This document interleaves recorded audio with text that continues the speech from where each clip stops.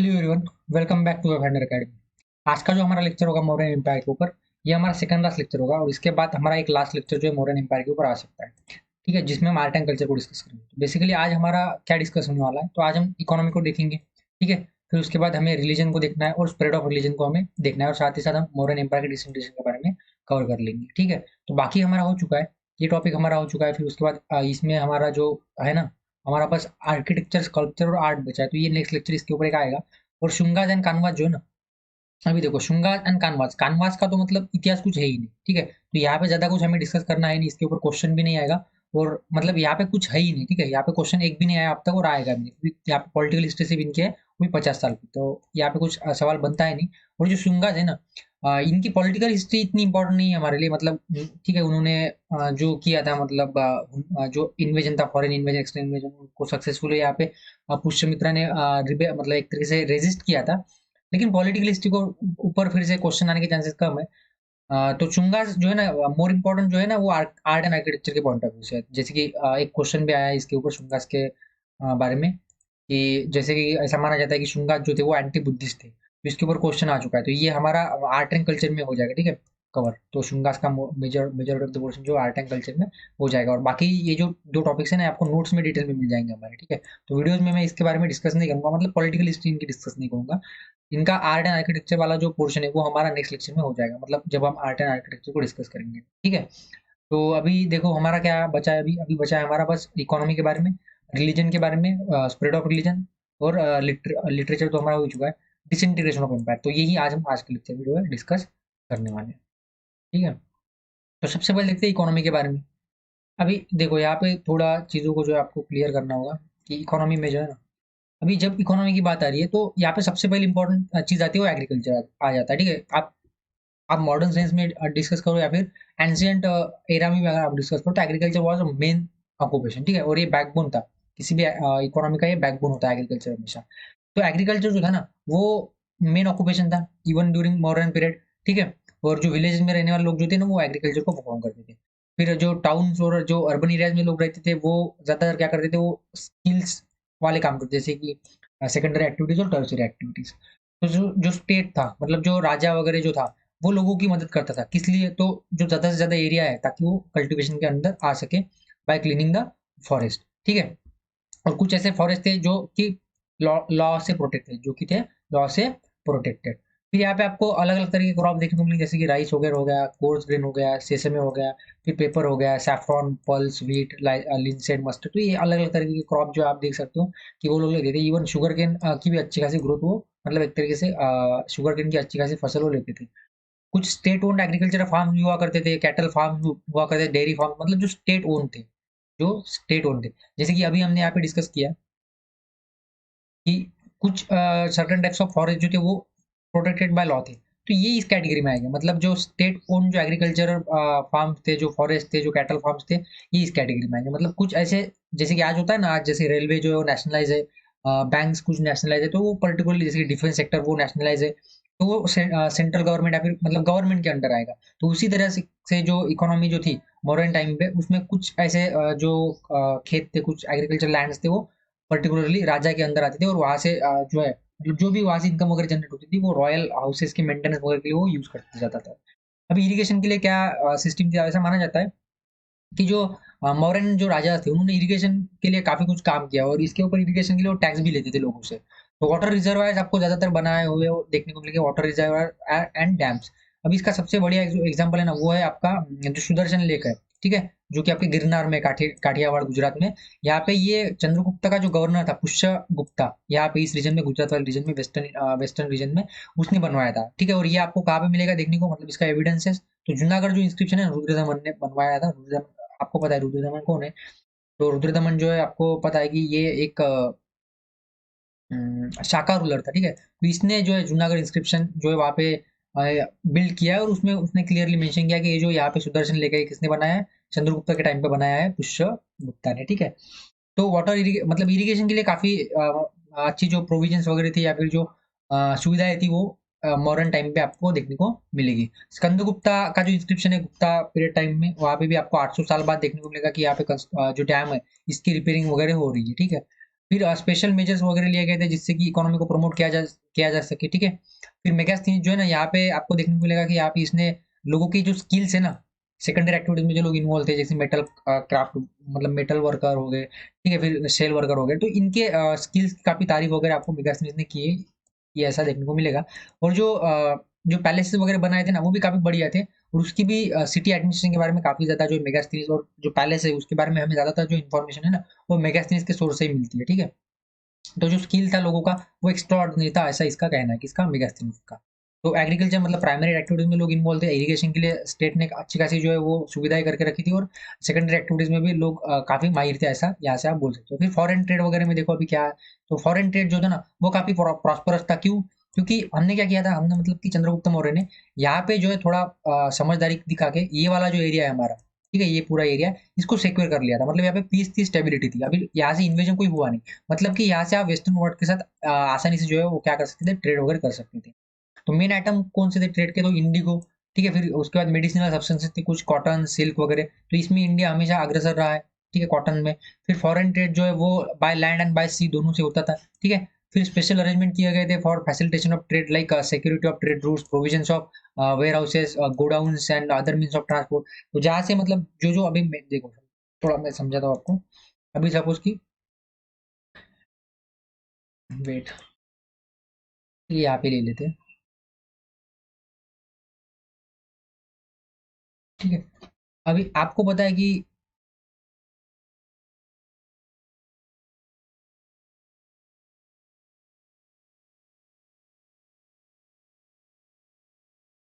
ये मैप थोड़ा जमाने, कोई बात नहीं। अभी देखो, ये आपको पता है, ये था नॉर्थ ट्रेड रूट, ठीक है, ये वेस्टर्न वर्ल्ड से हमें कनेक्ट करता था। यहाँ से ऐसे होता था साउथ सदर्न ट्रेड रूट, ठीक है, दक्षिण पथ वगैरह, ठीक है। यहाँ पे आपको पाटलिपुत्रा वगैरह कैपिटल देखने को मिलेगी, यहाँ पे श्रावस्ती वगैरह की इंपॉर्टेंट पॉइंट था। तो ये जो ट्रेड रूट थे ना, यहाँ पे आपको वेयर हाउसेज देखने को मिलेंगे, यहाँ पे आपको मतलब अरेंजमेंट इस तरीके की देखने को मिलेगी ट्रेड रूट के, रूट पे, जहाँ पे लोग जो रह सकते थे, ठीक है, उनके जो कारवाज होते थे वो भी रह सकते थे। तो इस तरीके से जो भी ट्रेड रूट थे ना, फिर यहाँ से आपको ट्रेड रूट श्रावस्ती से यहाँ पे देखने को मिलेगा। तो यहाँ पे आपको पता है एक इम्पोर्टेंट पोर्ट है, ठीक है। तो यहाँ से आपका सी रूट वगैरह चलता था। तो जहां जहाँ पे ट्रेड रूट थे ना, वहां वहां पे वो क्या करते थे, वो वेयर हाउसेस बनाएंगे, ठीक है, वो गोडाउन बनाएंगे, वो रेस्टिंग प्लेसेस बनाएंगे, और ट्रांसपोर्ट की मीन्स जो है वो सिक्योर करने की एक तरीके से कोशिश करेंगे, मतलब सिक्योरिटी काफी प्रोवाइड, ठीक है। वहाँ पे सोल्जर वगैरह वो खड़े करेंगे। तो इस तरीके से काफी जो ट्रेड वगैरह ना वो प्रमोट किया गया था, ठीक है। तो trade was regulated by state and trader had to get licence to trade. और यहाँ पे काफी मॉडर्न सिस्टम भी हम बोल सकते हैं कि थी, कि ट्रेड जो है वो स्टेट रेगुलेट कर रही है एक तरीके से, ठीक है। वो ट्रेडर को लाइसेंस लेना पड़ता था ट्रेड करने के लिए। The state also had machinery to control and regulate the weights and measures, ठीक है, वेट्स एंड मेजर्स वगैरह भी उन्होंने रखे थे, ठीक है, जिससे कि एक स्टैंडर्डाइजेशन आ सके। फिर टैक्सेशन सिस्टम अगर हम देखें, तो 1/4 to 1/6 ऑफ प्रोड्यूस जो है वो टैक्स देना पड़ता था। और ये मैन्युफैक्चरिंग गुड्स के ऊपर भी लगता था और एग्रीकल्चर के ऊपर भी लगता था।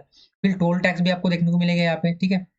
और इसीलिए इतनी बढ़िया सिस्टम थी फॉरेन ट्रेड के लिए, क्योंकि सिक्योरिटी जो गार्ड्स थे उनको भी पेमेंट नहीं होगी ना, तो उसके लिए फिर टोल टैक्स लेते थे वो। फिर स्ट्रैबो जो है आपको यहाँ पे बता रहा है कि क्राफ्ट्समैन थे, हर्ट्समैन थे, ट्रेडर्स थे, फार्मर्स थे, सबके सब टैक्स पे करते थे। मतलब कोई ऐसा नहीं था जो टैक्स पे नहीं कर रहा हो। फिर those who could not pay taxes in cash और kind were to contribute their dues in form of labour. और जो टैक्स नहीं पे कर सकते थे, फिर उनको यहाँ पे जो है वो लेबर के फॉर्म में टैक्स भरना पड़ता था, ठीक है। मतलब या तो आप कैश में दो या फिर काइंड, काइंड मतलब कि किसी भी, मतलब जैसे कि गेहूं दे दिया या फिर राइस दे दिया, इस तरीके से कोई भी चीज देना, मतलब काइंड। और कैश तो आपका समझ में आता ही हो। और जो फॉर्म ऑफ लेबर, जो दोनों तरीके से नहीं देंगे, वो फिर कंट्रीब्यूट करेंगे in the form of labour, ठीक है। फिर उनको पेड वेजेस नहीं मिलेगी, मतलब उनको वेज, उनको लेबर तो करना है, मतलब काम तो करना है, लेकिन उसके लिए उनको वेजेस नहीं मिलेंगे। और ऐसा अर्थशास्त्र में भी रेवेन्यू जो एक इंपॉर्टेंट सोर्स माना गया है एडमिनिस्ट्रेशन में, ठीक है। सोर्स ऑफ रेवेन्यू और increase from the income of mines, forest, pasture land etcetera. तो यहाँ से आपको सोर्स ऑफ इनकम जो ज्यादा देखने को मिलेगा। जो किंग्स का जो लैंड था, खुद का स्टेट था, वहां से भी इनकम आती थी, उससे सीता कहा गया है, ठीक है। सीता मतलब कि जहाँ से राजा का जो लैंड था, ठीक है ना, हमने देखा था ना पहले कि राजा के कुछ मतलब स्टेट और कुछ लैंड वगैरह हुआ करते थे। तो वहां से जो टैक्स वगैरह आता था, या फिर मतलब जो भी इनकम आती थी, उसे सीता कहा जाता था। और जनरली वो रॉयल जो हाउस होल्ड थे उनके मेंटेनेंस वगैरह के लिए यूज होता था, ठीक है। फिर ब्राह्मीण्स, अगर ब्राह्मीण्स को टैक्स नहीं पे करना पड़ता था, ठीक है। तो ये एक तरह से डिस्क्रिमिनेशन था बाकी लोगों के साथ। तो चिल्ड्रन और हैंडीकैप लोगों को भी टैक्स पे करने से मतलब एक तरीके से छूट दी गई थी। फिर टैक्स इवेजन एक इंपॉर्टेंट और सीरियस क्राइम माना जाता था, ठीक है। तो मौर्यन जो थे ना, इन्होंने काफी रूल्स एंड रेगुलेशन बनाए थे, हम ऐसा मान सकते हैं, in respect of agriculture, industry, commerce और एनिमल हस्बेंड्री। मतलब जितनी भी एक तरीके से जो इकोनॉमिक एक्टिविटीज थी, उनके रिगार्डिंग कुछ ना कुछ रूल्स एंड रेगुलेशन उन्होंने बनाए थे। मतलब वो एक तरीके से रेगुलेट करते थे इकोनॉमी को, ठीक है, और इसीलिए वो इतने प्रॉस्परस थे और इतना बड़ा एम्पायर वो खड़ा कर पाए थे, क्योंकि इकोनॉमी ही मेन होती है। अगर इकोनॉमी ही नहीं होगी, अगर पैसा ही नहीं होगा, तो कोई भी जो रीजन है, कोई भी स्टेट है, वो टिक ही नहीं पाएगा, ठीक है। तो ये हमने देखा इकोनॉमी के बारे में। बाकी डिटेल में जो भी है, मतलब इससे और डिटेल में अगर आपको चाहिए, तो हमारे जो पेड नोट्स है, वहाँ पे आपको चीजें देखने को मिल जाएगी। वैसे हमने यहाँ पे जो मतलब एक तरीके से जो कंसेप्ट था ना, वो क्लियर कर लिया है। लेकिन और भी डिटेल में अगर आपको चीजें चाहिए, तो that you will get in our paid notes. So इसीलिए जो पेड नोट्स है वो खरीदना जरूरी है, क्योंकि वीडियोस की एक लिमिट्स होती है। यहाँ पे हम बस कंसेप्ट क्लियर करने को फोकस करते हैं। बाकी चीजों जो है ना, वो एकदम डिटेल में, अगर एग्जॉस्टिव नोट्स चाहिए कि आपको कुछ और पढ़ना ही नहीं चाहिए, पढ़ना ही नहीं पड़ेगा, तो उसके लिए फिर आपको हमारे जो नोट्स हैं ना, वो खरीदने पड़ेंगे, ठीक है। You have to purchase the notes. फिर उसके बाद आपको कुछ भी खरीदना नहीं है। फिर रिलीजन देखो, और स्प्रेड ऑफ रिलीजन। अगर हम देखें तो मौर्यन जो थे ना, वो एक तरह से सेक्युलर थे। उन्होंने ब्राह्मणिज्म को भी सपोर्ट किया, उन्होंने बुद्धिज्म को भी सपोर्ट किया, उन्होंने जैनिज्म को भी सपोर्ट किया, और इवन आजीविका सेक्ट को भी उन्होंने सपोर्ट किया, बिंदुसारा ने किया था, ठीक है।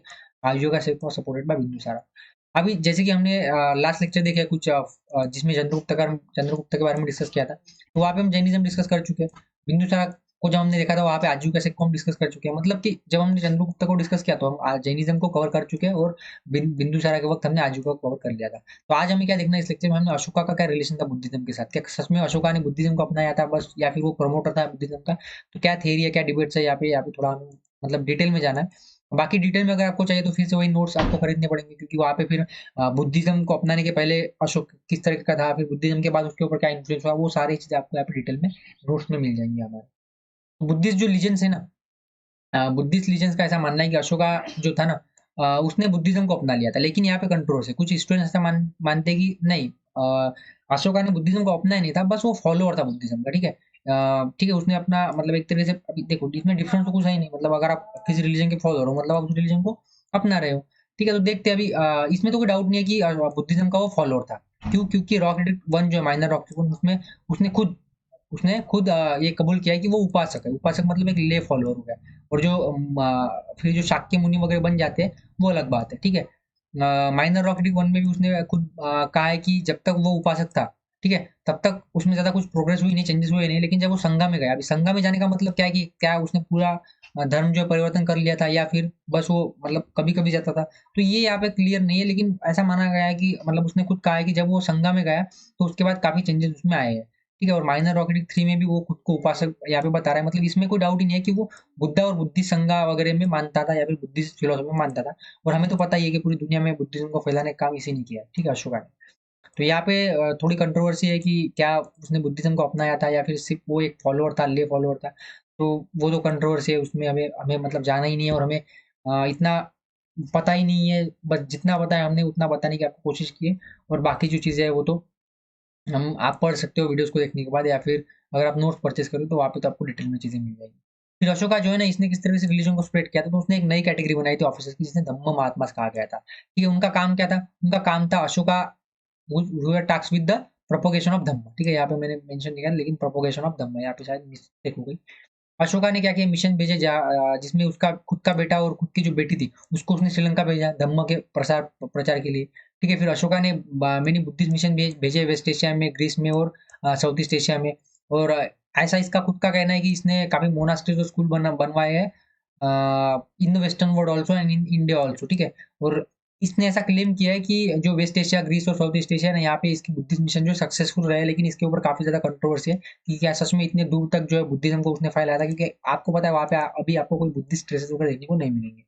भी इसमें तो कोई डाउट नहीं कि अशोका ने थर्ड बुद्धिस्ट काउंसिल को कन्वीन किया था, ठीक है। फिर जो इंडियन मर्चेंट थे, उन्होंने बुद्धिज्म को अपनाया, and they played large role in spreading the religion across the modern empire, ठीक है। तो ये हमने रिलीजन के बारे में डिस्कस किया, ठीक है। अभी हमें आगे देखना है कि डिसइंटीग्रेशन, कि एम्पायर का डिसइंटीग्रेशन किस तरीके से है।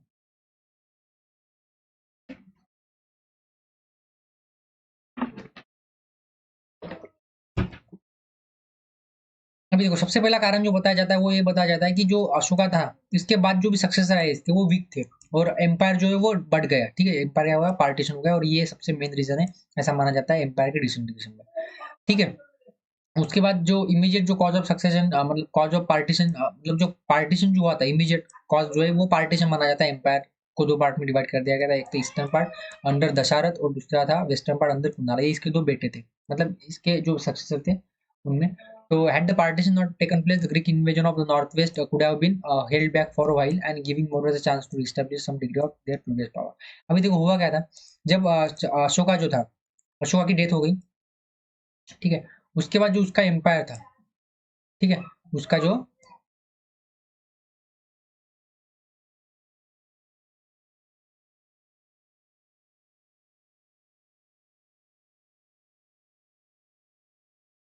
अभी उसका जो एम्पायर था वो डिवाइड हो चुका था, ठीक है। यहाँ तक उसका एम्पायर फैला हुआ था।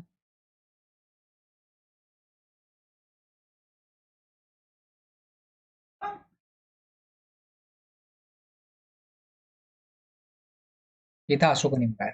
अभी ऐसा माना जाता है कि इसका जो ईस्टर्न पार्ट था वो, और जो वेस्टर्न पार्ट था वो डिवाइड हो चुका था, और इसकी वजह से क्या हुआ, ये जो अशोका वगैरह जो मतलब जो एम्पायर था, ठीक है, या फिर जो एम्पायर था वो क्या हो गया, वीक हो गया। और इसकी वजह से जो इन्वेजन हुआ ना, उनको आसानी आसानी से वो इनको हरा पाए, क्योंकि आपको पता है यूनिटी जो है उसमें जो ताकत होती है वो सेपरेशन में नहीं होती है।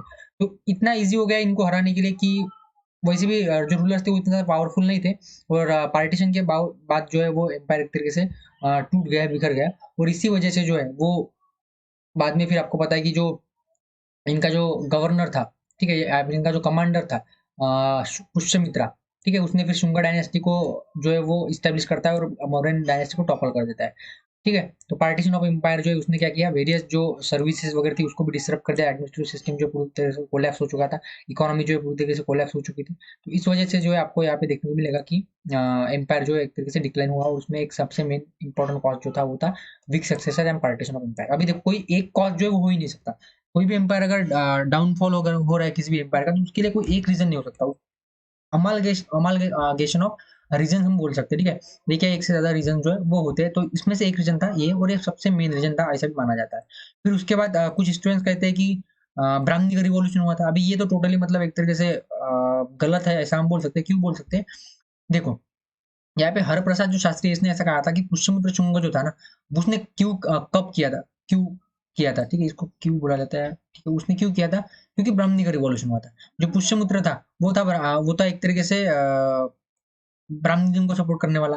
और ऐसा माना जाता है कुछ लोगों के द्वारा कि अशोका की जो मतलब एक तरीके से जो उसने धम्म वगैरह पॉलिसी अपनाई थी, तो वो एक तरीके से बुद्धिस्ट पॉलिसी थी, और बुद्धिज्म को प्रमोट उसने किया था। इसलिए जो एंटी ब्राह्मणिकल जो पॉलिसी थी ना इसकी, इसके वजह से ब्राह्मणिज्म वगैरह जो था वो थोड़े डिसअपॉइंट हो गए। और जो लोग ब्राह्मणिज्म को सपोर्ट कर रहे थे, जैसे कि एनिमल बैन के ऊपर उसने आपको पता है कि सैक्रिफाइसेस जो थे, एनिमल सैक्रिफाइसेस के ऊपर बैन लगाया था, तो इससे कुछ ब्राह्मण्स वगैरह जो थे वो एक तरह से दुखी हो चुके थे। और फिर परफॉर्मेंस मतलब जो सैक्रिफाइसेस थे वो उनके परफॉर्म करना एक तरीके से बंद ही हो चुका था, तो लोगों को वो पसंद नहीं आया। और पुष्यमित्र शुंग ने ऐसे लोगों को सपोर्ट के साथ जो है वहाँ पे गवर्नमेंट को टॉपल कर दिया, ठीक है। लेकिन अगर हम देखें यहाँ पे काउंटर व्यू जो है वो ये है कि अशोका के जो इंस्क्रिप्शन थे ना, इसमें आपको क्लियरली देखने को मिलेगा कि उसने हर रिलीजन हर फेथ की जो रिस्पेक्ट की है, इंक्लूडिंग ब्राह्मण वगैरह, ठीक है। तो जो पुष्यमित्र का जो अंसरप्शन माना जाता है थ्रोन, मतलब जो उसने टॉपल कर दी थी गवर्नमेंट, तो that can not be seen as a Brahmin revolt, ठीक है। क्यों, क्योंकि by the time the administration had become so effective that officials were willing to accept any viable alternative.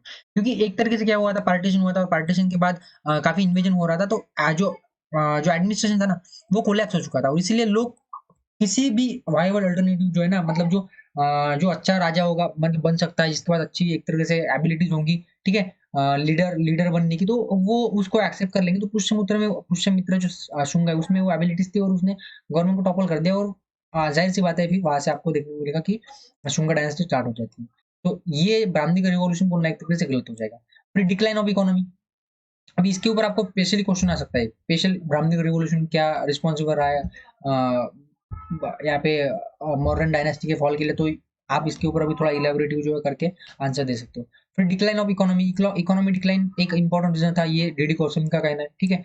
क्यों, क्योंकि मॉडर्न इकोनॉमी के ऊपर काफी प्रेशर आ चुका था अंडर द लेटर रूलर्स, ठीक है। हेवी टैक्सेशन वगैरह काफी उन्होंने बढ़ा दिए थे, तो एडमिनिस्ट्रेशन जो है वो भी कोलैप्स हो चुका था, करप्शन काफी बढ़ चुका था, ठीक है। तो लेकिन ऐसा माना जाता है कि ये जो ओपिनियन है ये अगेन वन साइडेड है and not corroborated by archaeological data. यहाँ पे कोई आर्कियोलॉजिकल डेटा आपके पास है नहीं। हस्तिनापुर और शिशुपाल ग्रह, यहाँ पे कुछ जो एक्सकर्शन हुआ है वहाँ पे आपको मटेरियल कल्चर में थोड़ी इंप्रूवमेंट देखने को मिल रही है। मतलब हम ऐसा नहीं बोल सकते कि टोटल इकोनॉमी जो है कोलैप्स हो चुकी थी, क्योंकि यहाँ पे कुछ एविडेंसेस मिल रहे हैं हस्तिनापुर में और पाल गढ़ में कि मटेरियल कल्चर थोड़ा इम्प्रूव हुआ है, मतलब इकोनॉमी थोड़ी इम्प्रूव हुई है। फिर सेंट्रलाइज एलिमेंट्स और उनका फॉलो होना। अभी देखो कुछ जो सेंट्रलाइजेशन जो होता है ना वो डिपेंड करता है राजा के ऊपर, मतलब जो कैरेक्टर है, सेंट्रलाइज कैरेक्टर राजा का जो कैरेक्टर होता है उसके ऊपर जो सेंट्रलाइजेशन वो डिपेंड करता है। अभी उसके बाद जो सेंट्रल कंट्रोल था वो वीक हो चुका था, क्यों? क्योंकि एक तो पार्टीशन भी हो गया और जो रूलर्स थे वो भी वीक थे, तो ये भी एक रीजन माना जाता है कि सेंट्रलाइज जो एलिमेंट्स थे वो एक तरीके से खत्म हो चुके थे, इसलिए डिसेंट्रलाइज स्टार्ट हुआ और फिर बाद में एम्पायर जो है वो जो सक्सेसर थे वो पकड़ के नहीं रख पाए और फिर डिवीजन जो एम्पायर का हो गया, पार्टीशन हो गया और एम्पायर अल्टीमेटली जो वहाँ पे टॉपल कर दी गई गवर्नमेंट, ठीक है, पुष्यमित्र चंद्र। फिर सबसे जो मेन रीजन माना जाता है वो माना जाता है पैसिफिस्ट पॉलिसी ऑफ अशोका। इसके ऊपर क्वेश्चन आ चुका है और आगे भी आ सकता है। अभी देखो जो धम्मा की जो पॉलिसी है या फिर अहिंसा की पॉलिसी है ना, ऐसा कुछ स्टूडेंट का कहना है कि एक राजा जो है ना उसको अहिंसा में नहीं मानना चाहिए, मतलब उसको एक क्या रहना चाहिए, न्यूट्रल रहना चाहिए, ठीक है। मतलब युद्ध तो तभी करना चाहिए जब जरूरी हो, लेकिन अहिंसा वगैरह जैसे चीजों को अगर राजा अपना रहा है, मतलब कि वो क्या कर रहा है, वो अपने जो प्रजा है वो या फिर अपने जो राज्य है उसको एक तरीके से वल्नरेबल कर रहा है। तो एससी राय चौधरी का ऐसा मानना है कि अशोका की जो पैसिफिस्ट पॉलिसी थी ना वही रिस्पॉन्सिबल रही है for the strength, for the decline of empire. क्यों? क्योंकि जो स्ट्रेंथ थी आर्मी वगैरह उसके ऊपर भी ध्यान ही नहीं दिया गया। अभी मेनी स्कॉलर जो है ना, ऐसा मतलब ज्यादातर स्कॉलर ऐसा मानते हैं कि अहिंसा की जो पॉलिसी थी ना उसने एम्पायर को कमजोर कर लिया था। वो ऐसा भी आर्ग्यू करते हैं कि सिर्फ एक ही मिलिट्री कैंपेन हुई थी पूरे अशोका के रेन में, और वो थी आपकी, पता है आपको, जब कलिंगा वॉर हुआ था उसके बाद तो फिर एम्पायर मतलब एक तरीके से आर्मी जो है वो सड़ चुकी थी। मतलब होता है ना, आप अगर लोहे का अगर इस्तेमाल नहीं करोगे तो उसको जंग लग जाएगा, तो वैसे ही यहाँ पे कुछ लोगों का मानना है कि यही इसका रीजन है। अगर आप कंटिन्यूअसली अगर वॉरफेयर में इन्वॉल्व हो तो फिर आपकी आर्मी जो है वो स्ट्रांग रहेंगी और आपका एम्पायर जो है वो भी स्ट्रॉन्गर रहेगा। लेकिन ऐसा कुछ नहीं है कि अशोका की जो इंस्क्रिप्शन अगर आप देख रहे हो तो उसमें ऐसा उसने मेंशन किया हो कि आर्मी को उसने डिमोबिलाइज कर दिया है, मतलब आर्मी को डिसमेंटल कर दिया है। ऐसा भी नहीं है, स्टैंडिंग आर्मी थी वहां पे, ठीक है। और उसने अगर आप देखो तो कैपिटल पनिशमेंट भी जारी रखी थी, और ऐसा भी नहीं है, उसने आपको देखा है, हमने देखा है कुछ टर्न वार्निंग वगैरह भी उसने दी थी ट्राइबल्स को, अगर वो रिवोल्ट करेंगे फिर से तो मतलब एक बार रिवोल्ट हुआ था। मतलब जब उसने बुद्धिज्म को अपनाया या फिर उसने धम्म पॉलिसी को अपनाया तो रिवोल्ट हुआ, और उस रिवोल्ट को उसने क्रश किया और फिर वार्निंग दी कि अगर ऐसा रिवोल्ट फिर हुआ तो फिर वो छोड़ेगा नहीं। मतलब इसका मतलब क्या है कि जो ऐसा माना जाता है कि अशोका की धम्म पॉलिसी रही उसके बाद उसने युद्ध ही छोड़ दिया, ऐसा बिल्कुल गलत है, क्योंकि जो रिवोल्ट है उस रिवोल्ट को क्रश कर रहा है ना। तो ये एक रीजन जो दिया जाता है, मतलब मोस्टली ये थ्योरी जो है वो काफी कंट्रोवर्शियल है। ऐसा माना जाता है धम्मा का पॉलिसी जो है ना वो मेन जो है रीजन रही है for the fall of empire. लेकिन यहाँ पे कुछ आप देख सकते हो कि जो ट्राइबल रिवोल्ट्स हुए थे उसको भी उसने क्रश किया, और यही से आपको पता चल रहा है कि वो ऐसा कह रहा है उसके एडिक्स में कि अगर फिर से अगर रिवोल्ट हुआ तो फिर वो लोगों को मतलब फिर वो आर्मी का इस्तेमाल करेगा और पनिशमेंट मिलेगा। मतलब कि इससे पहले भी रिवोल्ट हुआ हो चुका था धम्मा की पॉलिसी को अपनाने के बाद, और लोगों ने रिवोल्ट किया था और उसने रिवोल्ट को सक्सेसफुली क्रश भी किया था। अभी कुछ अदर रीजन है, जैसे कि ऐसा माना जाता है कि रेवेन्यू जो था ना फ्रॉम टैक्सेशन वो एक मेन सोर्स था, ठीक है। और वो क्या होना चाहिए, वो वक्त के साथ बढ़ना चाहिए, ग्रो होना चाहिए, ठीक है। तो जिससे कि एडमिनिस्ट्रेटिव एपरेटस जो है वो मेंटेन हो सके। लेकिन क्या हुआ, अनफॉर्चुनेटली मॉडर्न जो है उन्होंने रेवेन्यू एक्सपेंशन में कोई ध्यान नहीं दिया, ठीक है। तो ये एक इनहेरेंट वीकनेस रही है मॉडर्न एम्पायर की। फिर स्प्रेड ऑफ मटेरियल कल्चर जो गंगेटिक बेसिन में वो आपको देखने को मिलेगा, उससे नए राजा बन मतलब नए किंगडम जो है वो इवॉल्व हुए हैं। तो कंक्लूजन में आप क्या बोल सकते हो कि जो नेचर है एविडेंसेस का explanation of the decline of modern empire have to be general. तो जो एविडेंस हमारे पास है तो वो कोई भी ऐसा एविडेंस नहीं है जो कि एक रीजन हो सकता है मॉडर्न एम्पायर के फॉल के लिए। हाँ, सारे रीजन जो है वो मिलके जो है वो मॉडर्न एम्पायर के फॉल के लिए रिस्पॉन्सिबल हो सकते हैं, लेकिन एक रीजन कोई नहीं हम बता सकते। तो हमें जनरलाइज नहीं करना है चीजों को, ठीक, मतलब हमें चीजों को क्या करना है, जनरलाइज रखना है। मतलब जो डिक्लाइन हुआ है ना उसको हमें जनरल सेंस में देखना है। सारे रीजन, सारे जो यहाँ पे कारण है या फिर जो कॉजेज है उनको हमें देखना है, बस एक ही रीजन को हमें नहीं देखना है, ठीक है। All empire rely on mechanism of integration and control over territory resources infrastructure ideology in case of modern, ठीक है। तो यहाँ पे यही बोल रहा है कि मॉडर्न एम्पायर जो है ना वो अशोका के डेथ के बाद एक तरीके से वीक हो चुका था, क्योंकि सक्सेसर जो थे वो इतने पावरफुल नहीं थे कि इतने बड़े एम्पायर को एक तरीके से मैनेज कर सके, मेंटेन कर सके, ठीक है। और बाकी रीजन तो हमने देखी है, ठीक है। तो नेक्स्ट जो है मेरा शुंगा जो और कानवास जो है वो हम डिस्कस नहीं करने वाले, क्यों? क्योंकि पॉलिटिकल और इकोनॉमिक लाइफ के ऊपर इनके क्वेश्चन नहीं आएगा, और क्वेश्चन आएगा आर्ट एंड कल्चर के ऊपर आएगा। बाकी ये नोट्स में हमारे आपको मिल जाएंगे, और जो नेक्स्ट लेक्चर आएगा उसमें हम शुंगा एंड कानवास से रिलेटेड जो भी आर्ट एंड कल्चर डेवलप हुआ था जिसके ऊपर क्वेश्चन आते रहते हैं उसको हम डिस्कस करने वाले हैं। So thank you for discussion. अभी हमारा क्या बचा है, हमारा अभी बचा है बस आर्ट, आर्किटेक्चर और स्कल्पचर। अभी कुछ लोग बोलेंगे सर लिटरेचर तो हमने डिस्कस किया ही नहीं, तो हमने लिटरेचर डिस्कस किया, जब हम सोर्सेस को डिस्कस किया तो हमने कौटिल्य को डिस्कस किया, अर्थशास्त्र को डिस्कस किया, हमने मेगास्थनीज को डिस्कस किया, हमने जितने भी मतलब जो भी लिटरेचर उस वक्त पे बना था उनको हम डिस्कस कर चुके हैं। तो यही लिटरेचर है मॉडर्न पीरियड में, ठीक है। मेनली कौटिल्य के अर्थशास्त्र और मेगास्थनीज की इंडिया, बस ये दो ही लिटरेचर है जो हम डिस्कस कर चुके हैं। और डिटेल में जो है आपको बाकी हमारे नोट्स में चीजें जो मिल जाएंगी, ठीक है। तो thank you for discussion. Next जो लेक्चर आएगा हमारा आर्ट एंड आर्किटेक्चर के ऊपर आएगा, और उसके बाद हमारा जो ये जो टॉपिक है ये टॉपिक कंप्लीट हो जाएगा।